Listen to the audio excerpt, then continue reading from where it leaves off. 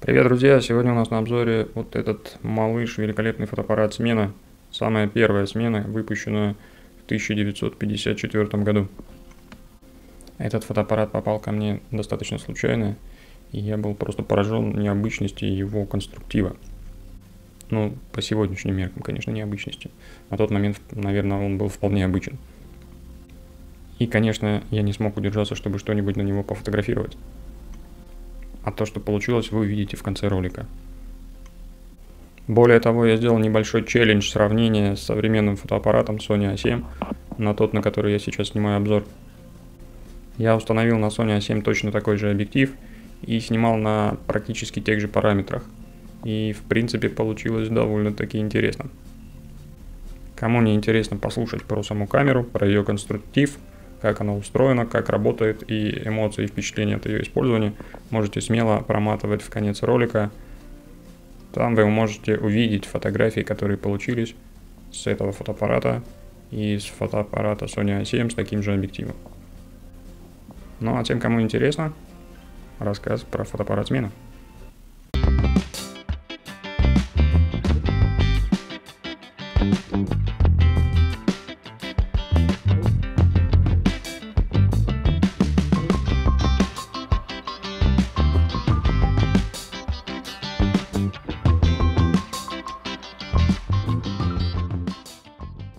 Так уж получилось, что какую-то часть своего детства, примерно лет до 10, я еще застал советскую эпоху, Советский Союз. И в какой-то степени помню быт той эпохи и вещи, которые нас окружали. Естественно, в те времена фотоаппарат «Смена» был очень распространен. Лично у меня и у моей семьи его не было, конечно. У нас в семье как-то не было особого фотоувлечения. Но вот у моего соседа, друга Андрея, такой фотоаппарат был. Фотоаппарат «Смена 8М». Был у него также не только фотоаппарат, но все фотохозяйство с этим связанное. Бачки для проявки, фотоувеличитель, фотобумага и все, что требовалось для того, чтобы создавать фотографии в те времена. В принципе, и фотоаппарат «Смена 8М» особо по конструктиву от этого фотоаппарата не так уж сильно отличается, в основном в мелочах. И у меня даже сохранилось несколько фотографий, которые сейчас приведу здесь, для того, чтобы понять уровень и значимость этой камеры в те времена. Потому что любой пацан мог взять в руки такой фотоаппарат и снимать, конечно, далеко не шедевры, но какой-то обычный быт и своих друзей, свое детство, свою молодость. Вот такие кадры, наверное, может быть, даже представляют наибольшую ценность. Ну вот это, собственно, я. Здесь мне, наверное, лет 7-8, что-то в этом духе. Это редкая на юге России зима.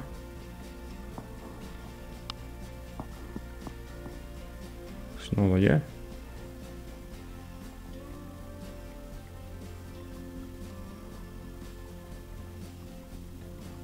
А здесь я с сестрой. Технически, конечно, в этих кадрах нет ничего выдающегося. Они снимались на довольно-таки простую пленку низкой светочувствительности. Не так просто было попасть в правильную экспозицию. Поэтому чаще всего фотографии получались либо недосвеченные, либо пересвеченные. Но каково же было мое удивление, когда я поснимал на вот эту первую смену. И у меня получились примерно такие же фотографии. Прямо ностальгия, ребята. Ну, теперь давайте разбираться с конструкцией фотоаппарата. Фотоаппарат на самом деле выполнен в очень компактном корпусе. Он значительно меньше, скажем, дальномерок, даже тех же времен. Вот, например, для сравнения Зоркий 6. Он значительно шире, он значительно выше и тяжелее, примерно в 2 раза по всем параметрам. Этот фотоаппарат «Смена» весит около 300 грамм с небольшим, Зоркий около 700. Ну и по высоте он тоже значительно компактней, и из-за этого, в принципе, достаточно легко помещается в карман. Я его с собой таскал в кармане куртки, и он туда свободно входил без всяких проблем. А вот если сравнить, например, вообще с зеркалкой Киев, ну он просто кажется монструозным по сравнению с нашей сменой. И весит и по габаритам он примерно раза в 3 больше. Поэтому, само собой, напрашивается применение такого фотоаппарата для какой-то уличной фотографии, бытовой фотографии на каждый день. Просто всегда с собой носить такой фотоаппарат и где-то при удобном случае что-то сделать, какой-то кадр. Честно говоря, даже я проникся этим духом. Совершенно на него какой-то другой способ съемки, нежели на обычные фотоаппараты. На него не хочется ничего там выстраивать долго и упорно. Да и как бы это довольно сложно. Поэтому увидел что-нибудь прикольное. Раз, навелся, быстренько там подкрутил фокус. А фокус можно, в принципе, и не подкручивать, потому что достаточно затянуть потуже диафрагму, чтобы у нас было гиперфокальное расстояние. И можно поливать все, что видишь. Естественно, при таком способе съемки снимается много всякой ерунды. Но иногда и можно, наоборот, выцелить что-нибудь интересное, на что просто у тебя не хватило бы времени, силы и желания при обычной настройке, обычной зеркалки или дальномерки. Аппарат смена имеет достаточно необычную конструкцию по сравнению с зеркалками, конечно, или даже дальномерками. Потому что он достаточно такой упрощенной конструкции, и многие вещи воспринимаются немножко по-другому. Но это и придает ему такую определенную веселость и необычность. Мне, например, было очень прикольно на него снимать, и прикольно вот все эти необычные фишки использовать. Корпус этого фотоаппарата выполнен из бакелита. Насколько я понимаю, это один из ранних пластиков, композитных материалов. Он такой очень твердый, я бы так сказал, довольно прочный. Не знаю, может быть, он легко колется, конечно, но производит очень хорошее впечатление. И вот видите, фотоаппарату много-много лет, практически уже 70. Ну, не сказал бы, что пластик как-то плохо выглядит. Фактически как новый. Корпус состоит из двух половинок, собственно, сам корпус и задняя крышка. Если вот сюда мы потянем за этот рычажок, то у нас получится доступ к внутренностям фотоаппарата. По идее, было бы идеально, если бы он открывался вот так. Но, к сожалению, петель здесь не предусмотрели, и крышка снимается. Ну, в принципе, тоже в этом нет никакой особой проблемы. В принципе, те, кто имел дело со сменой или другого рода шкальными фотоаппаратами с центральным затвором, в принципе, и здесь увидят практически такую же похожую конструкцию. Затвор фотоаппарата находится вот в этой части внешней, которая прикручена на 4 винтиках. Если мы посмотрим сюда, то увидим вот затвор, который по сути представляет из себя то же самое, что диафрагма на объективе. Такие же шторки, сделанные из металла. Для того, чтобы взвести затвор, нужно вот этот рычажок, перевести в это положение.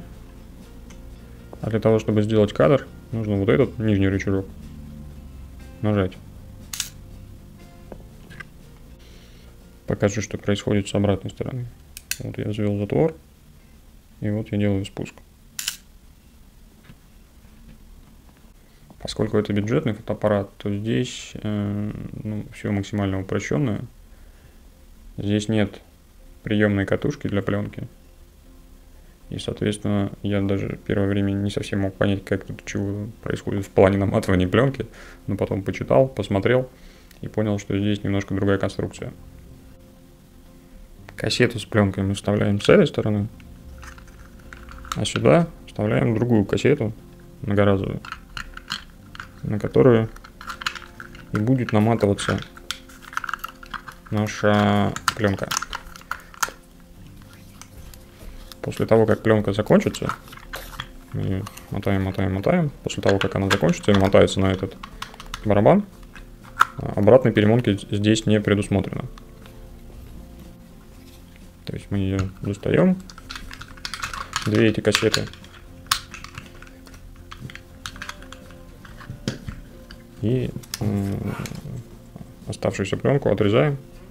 И, соответственно, то, что у нас осталось на этой пленке, проявляем и печатаем. Я, правда, так не стал делать. Когда пленка закончилась, я потом в темноте достал эту пленку и перемотал обратно полностью на эту кассету. Ну, не на эту, а на аналогичную. Также из интересных особенностей, здесь у нас нет прямой связи между затвором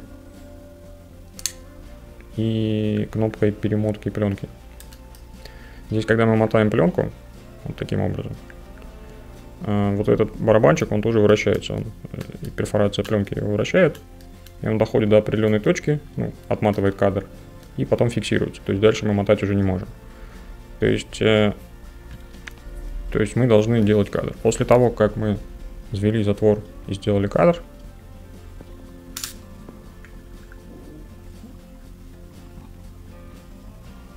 чтобы перемотать дальше пленку, нужно нажать на вот эту кнопку. Когда мы ее нажимаем, опять снова разблокируется барабан, и мы можем сделать опять перемотку на один кадр. Потом она опять фиксируется, и мы снова можем делать кадр. Но опять надо вручную выставить, естественно, завести затвор и сделать кадр. После этого опять снова нажать на кнопку, перемотать.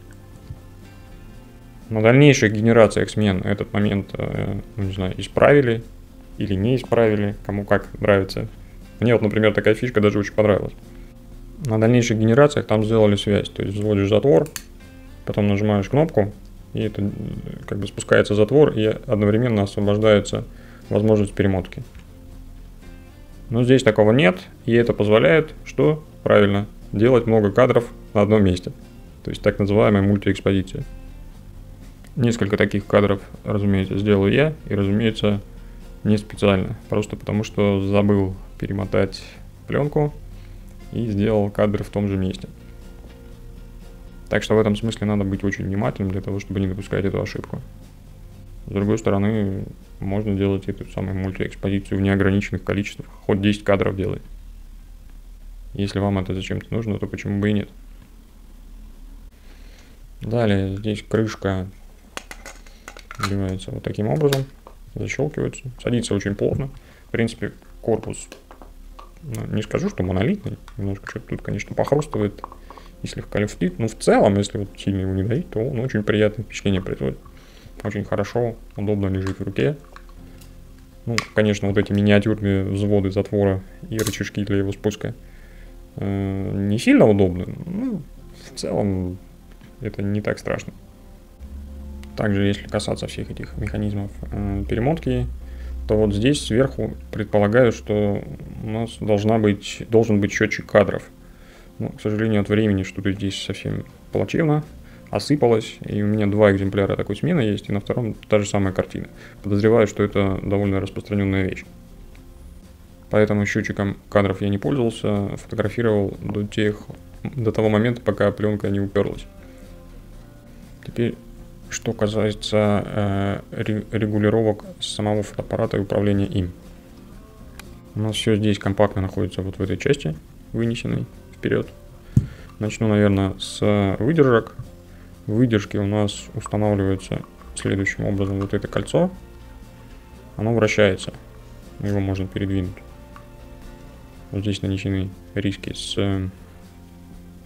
выдержками, и, соответственно, мы можем передвинуть. Выдержки этот фотоаппарат обеспечивает от 1/200 до 1/10. Вот 1/10, ну, естественно, бесконечная выдержка тоже присутствует. Колесо это, я не знаю, то ли от времени, то ли конструктивно, достаточно тугое, по крайней мере, на моем экземпляре. И, честно говоря, вращать постоянно эти выдержки мне было лень, поэтому я просто поставил его на фиксированном значении, плюс-минус подходящем по экспозиции. Было облачное, поэтому я его выставил, если не ошибаюсь, то ли на 1/50, то ли на 1/25. И так и бомбил на ней, но, к сожалению, это не совсем оправдалось. Потому что, чтобы обеспечить гиперфокал, я достаточно сильно зажал диафрагму, до 8, по-моему. И, ну, короче, эти кондиции были достаточно темными. И в темных местах фотки, соответственно, тоже получились темноватыми. Несмотря на то, что я на улице использовал пленку с ISO H400. Фотоаппарат, естественно, шкальный. То есть мы на глазок выставляем фокус по расстоянию приблизительному, которое здесь указано. Диафрагма регулируется вот здесь, как у многих других объективов типа Индустара на переднем колесике. Диафрагма здесь нам доступна от 4,5 до 22. Ну, в принципе, что само собой говорит, что эта фотография у нас для уличной съемки. И желательно делать это в яркий солнечный день. Ну или, по крайней мере, хотя бы света должно быть достаточно много. Фокусировка объектива осуществляется вот таким образом. Здесь нет даже геликоида, здесь сделано что-то вроде резьбы. И на ответной части объектива тоже резьба. Я для своего фото-челленджа сравнения с цифровой камерой аналогичную часть объектива, объектив, снял с фотоаппарата Смена и приклеил его на суперклей к геликоиду Industar 50. Как раз все отлично встало на рабочий отрезок и вполне можно было снимать. Ну, конечно, внешний вид такого объектива слабонервным лучше не смотреть, но тем не менее это было интересно. Здесь используется объектив T22 триплет с фокусным расстоянием 40 мм. Честно говоря, объектив мне достаточно понравился и на цифровой камере, и здесь на Смене. В основном тем, что у него очень удобное фокусное расстояние. Оно в меру широкое, но с другой стороны и позволяет достаточно близко подойти к объекту и снять даже какой-никакой портретик, и снять какой-то более-менее широким углом и широким охватом улицу. То есть достаточно универсальное фокусное расстояние. Если диафрагму поджимать там до 5, 6, до 8, то объектив сам по себе довольно резкий. Конечно, он довольно-таки немало виньетит, но на цифровой камере это все исправляется. На пленке это что-то как-то и не особо заметно было. Видоискатель у фотоаппарата достаточно крохотный, видно в него мало что. Но, тем не менее, он позволяет худо-бедно кадрироваться. И, как я сказал, для такого вида съемки, где мы просто палим пушкой по голубям, ну, в принципе, вполне подходит. В общем, резюмируя, эта камера оставила мне крайне приятные впечатления. Она очень самобытна, необычна. Позволяет делать мультиэкспозицию легко, просто на изи. Очень компактная, легкая, ее всегда можно брать с собой. И делать прикольные такие фоточки в стиле ломография, просто пачками.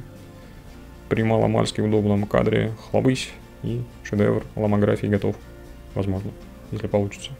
Если попадете правильно в экспозицию. В общем, рекомендую попробовать такую камеру всем, кто ищет какой-то необычный опыт съемки. Я такое люблю. Мне очень понравилось. Буду ли я в дальнейшем на нее что-нибудь снимать? Не знаю, жизнь покажет. У меня столько фотоаппаратов и не так уж много времени и возможности что-то снимать, что пока в ближайшее время, наверное, нет. Но потом, возможно, я к ней вернусь. Напоминаю, что те, кто хочет купить такой, либо другие пленочные фотоаппараты, объективы мануальные и много всяких других фотопринадлежностей, заходите в мой профиль на Авито, там вы найдете много интересного. А я с вами прощаюсь, но не до конца. Мы еще смотрим то, что же получилось у нас на эту малышку. Всем пока и хороших кадров!